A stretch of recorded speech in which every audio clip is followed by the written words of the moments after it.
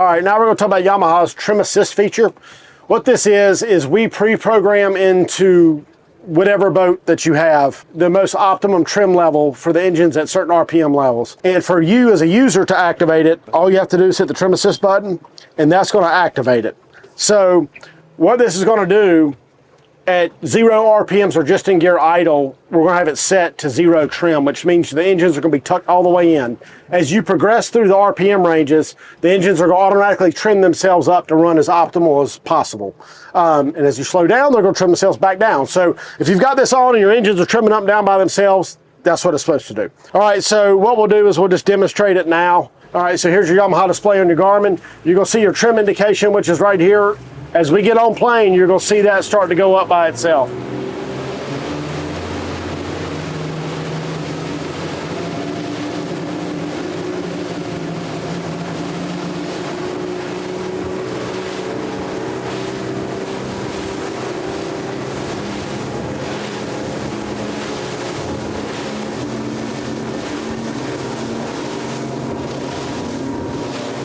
And as you slow down, you'll see it'll trim itself all the way back down to 0. Cool, so you trim it all the way down now.